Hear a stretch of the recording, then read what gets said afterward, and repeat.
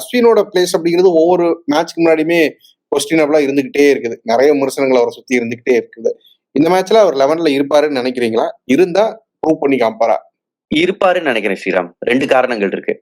ம், ம், என்னதுன்னா, போன மேட்ச் லக்னோல நடந்துச்சு. அது ஒரு டே மேட்ச் தான். ம், ம். யாரோட ஜிடியோட ஜெயிச்சாங்கல்ல லக்னோ அந்த மேட்ச். ஆமா.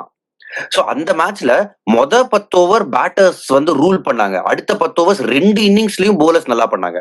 Especially spinners. ராஷித் கான் கடைசி நல்லா bowling போட்டாரு. வாஷிங்டன் சுந்தர் நல்லா bowling போட்டாரு. ம். சோ ஸ்பின்னர்ஸ்க்கு வந்து ஏதோ இருக்கு இந்த விக்கெட்ல, எஸ்பெஷலி பால் கொஞ்சம் பழசானதுக்கு அப்புறம். ம். அது ஒரு பாயிண்ட். இன்னொரு பாயிண்ட், ஜஸ்ட் எவ்வளவு லெஃப்ட் ஹேண்டர்ஸ் நீங்க பாருங்க.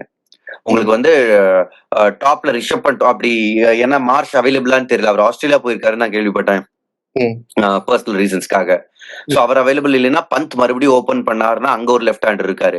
நிக்கலஸ் பூரன் உலகத்தோட மோஸ்ட் டேஞ்சரஸ் லெஃப்ட் ஹேண்டர். ம். சோ இந்த மாதிரி லெஃப்ட் ஹேண்டர்ஸ் வந்து 2 பெரிய பிளேயர்ஸ் இன்னமும் நிறைய வராங்க. போக போக வருவாங்கன்னு நினைக்கிறேன். அந்த டீம்ல இருக்காங்க. சோ அவங்களுக்கு எதிராக உங்களுக்கு வந்து ஒரு எக்ஸ்பீரியன்ஸ் ஆஃப் ஸ்பின்னர் இருக்கிறது நல்லது. இந்த பர்டிகுலர் மேட்ச்ல முக்கியமான ரோல் இருக்கும்னு நினைக்கிறேன். நானும் என்ன பொறுத்த வரைக்கும் கரண்ட் ஃபார்மை பொறுத்த வரைக்கும் பார்த்தோன்னா அஸ்வின் வந்து அவ்வளவு சரியா இல்ல. மேபி அதை மனசுல வச்சு பார்த்தா 11ல இருந்து சேஞ்ச் பண்ணலாம்.